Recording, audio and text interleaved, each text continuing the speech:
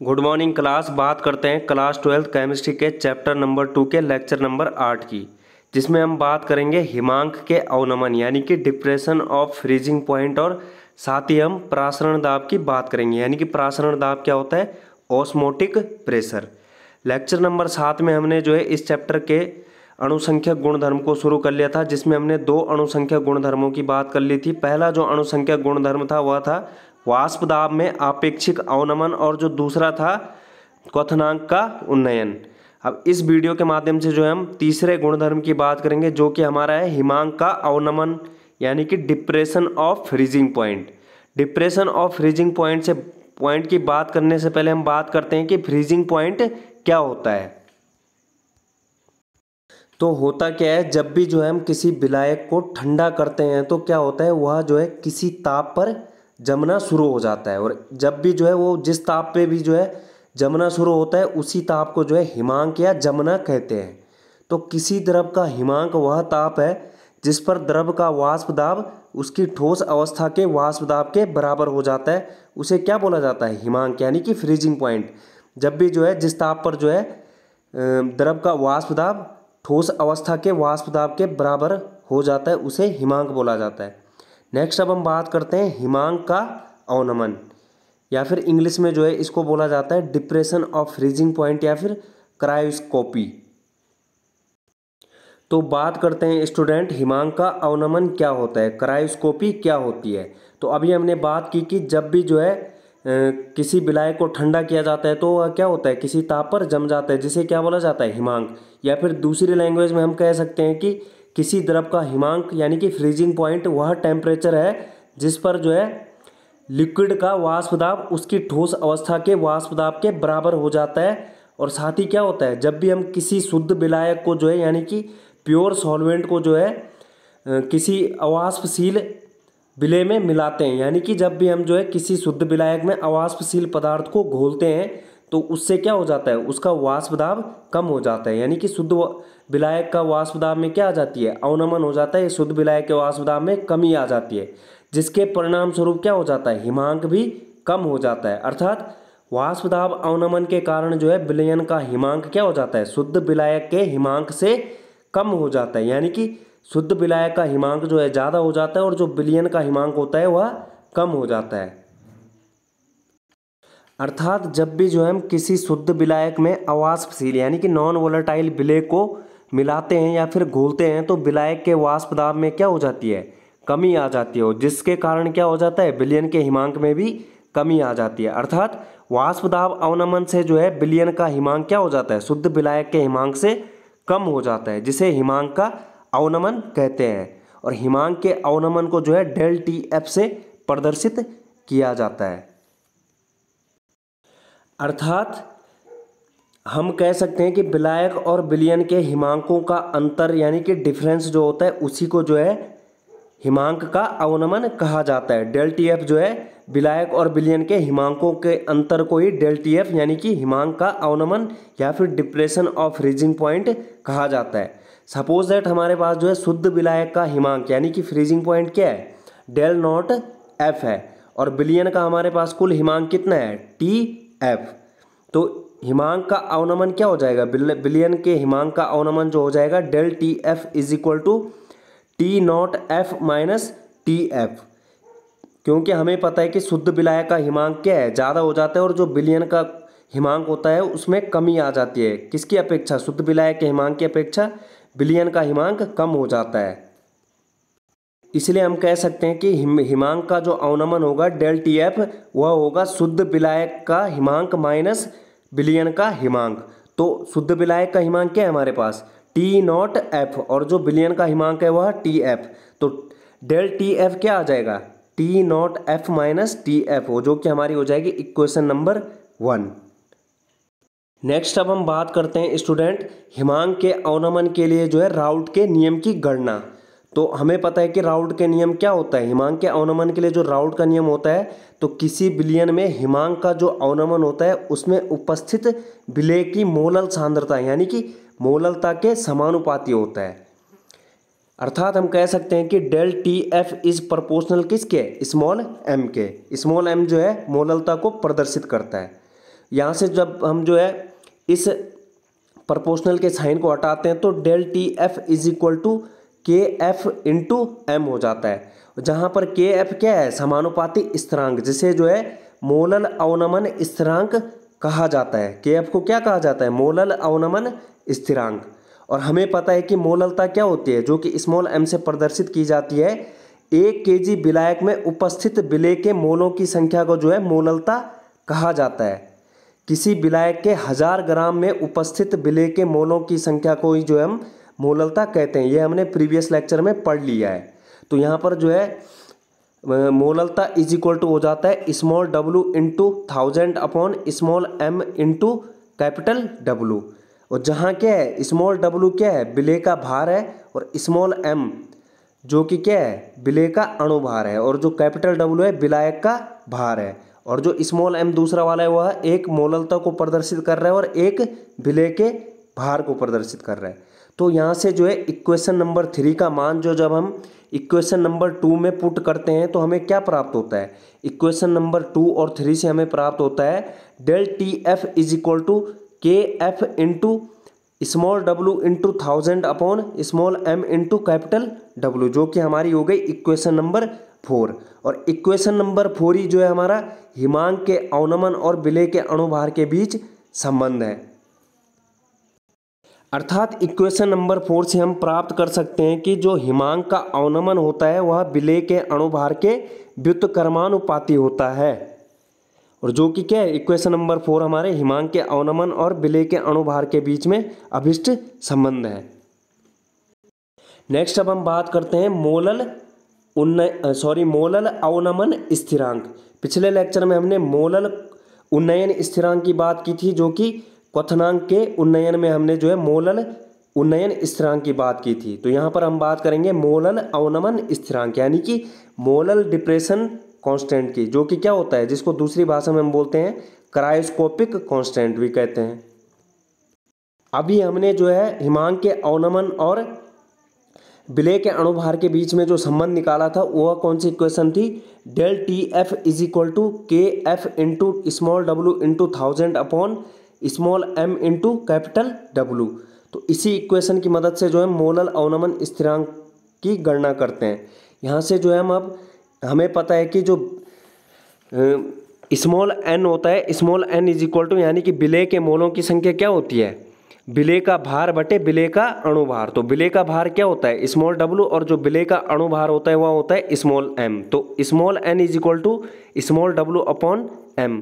तो small W upon M की जगह पे जो हम इस इक्वेशन नंबर 4 में एन रख देते हैं। तो del T F is equal to K F into small N into 1000 upon capital W.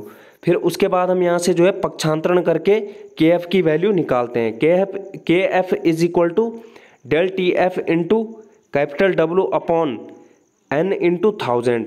और अब इस इक्वेशन को जो है हम, यदि हम यहाँ पर जो है विलेय का भार जो है 1000 ग्राम है और जो विलेय के मोलों की संख्या है वह 1 है, अर्थात जो विलायक का भार है वह 1000 ग्राम हो और विलेय के मोलों की संख्या कितनी हो, 1 हो, तो यहाँ पर जो है इस मान को capital W is equal to 1000 gram और small N is equal to 1 को जो है हम इक्वेशन में पुट कर देते हैं। तो हमें क्या प्राप्त होता है, K F is equal to del T F, अर्थात 1000 ग्राम विलायक में विलेय का 1 मोल यदि घुला हुआ हो तो विलयन के हिमांक में अवनमन को ही मोलल अवनमन स्थिरांक कहते हैं या फिर क्रायोस्कोपिक कांस्टेंट कहते हैं।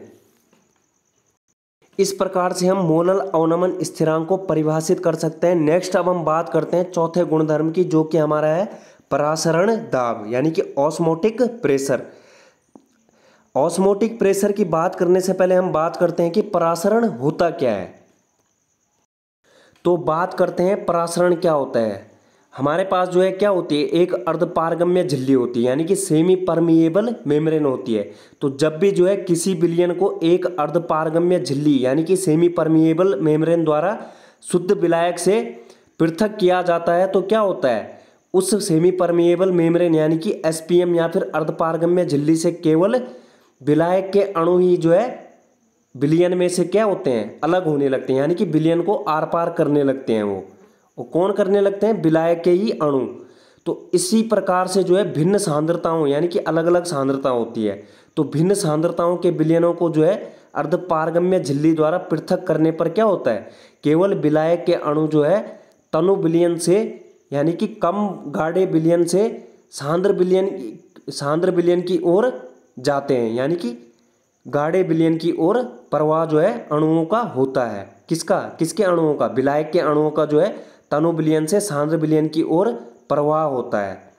अर्थात विलायक के अणुओं का अर्धपारगम्य झिल्ली यानी कि एसपीएम में से होकर विलायक के अणुओं का अर्धपारगम्य झिल्ली यानी कि एसपीएम में से होकर शुद्ध विलायक से विलयन की ओर, या फिर हम कह सकते हैं दूसरी लैंग्वेज में तनु विलयन से सांद्र विलयन की ओर स्वतः प्रवाह यानी कि स्पॉन्टेनियस फ्लो जो होता है उसे परासरण कहा जाता है। या फिर हम इन जनरल लैंग्वेज कह सकते हैं कि विलायक यानी कि सॉल्वेंट के अणुओं का अर्धपारगम्य झिल्ली यानी कि सेमी परमिएबल मेम्ब्रेन से निकलकर विलयन में प्रवाहित होने की यानी कि बहने की घटना जो होती है उसे ऑस्मोसिस यानी कि परासरण कहा जाता है। इसके हमारे पास उदाहरण दिए गए यहाँ पर, कच्चे आम को नमकीन जल में डालने पर संकुचित हो जाना, मुरझाए फूल को पानी में रखने पर ताज़ा हो जाना, नमकीन जल में रक्त कोशिका का संकुचित हो जाना, एटसेट्रा। और परासरण की प्रक्रिया के जो है दैनिक जीवन में भी अनेक उदाहरण हैं। जैसे कि हमारे पास क्या होता है, यदि हम सूखे चने या फिर मटर या फिर किशमिश आदि के दानों को जो है पानी में भिगोकर रखते हैं तो क्या होता है, हम देखते हैं कि कुछ समय बाद वे जो है फूलने लगते हैं। और ऐसा किस कारण से होता है, परासरण के कारण से होता है। क्योंकि क्या होता है, इनका जो छिलका होता है, किसका, चना हो गया, मटर हो गया या किशमिश हो गया, इनका जो छिलका होता है या फिर कोशिका भित्ति कह लो, एक अर्धपारगम्य झिल्ली होती है जिसमें से जो है शुद्ध विलायक के अणु जा सकते हैं। अतः परासरण के द्वारा जो है कोशिकाओं में विलायक यानी कि क्या होता है, विलायक जल के अणु पहुंच जाते हैं, जिससे क्या हो जाते हैं, ये दाने फूल जाते हैं और इनका आकार बढ़ जाता है। तो विलायक के अणुओं का जो है तनु विलयन से सांद्र विलयन की ओर जो प्रवाह होता है उसे परासरण कहा जाता है, और इसके एग्जाम्पल भी हमने देख लिए हैं। नेक्स्ट अब हम बात करते हैं अर्धपारगम्य झिल्ली की। अर्धपारगम्य झिल्ली क्या होती है। तो अर्धपारगम्य झिल्ली क्या होती है, वे झिल्लियां जो केवल विलायक के अणुओं यानी कि सॉल्वेंट मॉलिक्यूल्स को ही अपने में से होकर आर पार जाने देती है, लेकिन विलेय यानी कि सॉल्यूट के अणुओं को आर पार नहीं जाने देती है। उसे क्या बोला जाता है, अर्धपारगम्य झिल्लियां। ऐसी झिल्ली जिनसे जो है विलायक के छोटे कण आर पार चले जाते हैं परंतु विलेय के बड़े कण आर पार नहीं जा पाते हैं, उसे अर्धपारगम्य झिल्ली या फिर एसपीएम बोल लो या फिर सेमी परमिएबल मेम्ब्रेन कहा जाता है। अर्धपारगम्य झिल्लियां कौन कौन सी होती हैं, जंतु झिल्लियां होगी जैसे कि बकरी का आमाशय यानी कि गॉड्स ब्लेडर, दूसरा हो गया अंडे की झिल्ली एग मेम्ब्रेन, तीसरा हो गया कॉपर फेरोसाइनाइड की झिल्ली आदि प्रमुख अर्धपारगम्य झिल्लियां हैं जो कि अर्धपारगम्य झिल्लियों के एग्जाम्पल है। अर्धपारगम्य झिल्ली से क्या होता है, केवल जो है विलायक के अणु ही आर पार जाते हैं, न कि विलेय के, अर्थात विलेय के अणु जो है अर्धपारगम्य झिल्ली से आर पार नहीं जाते हैं।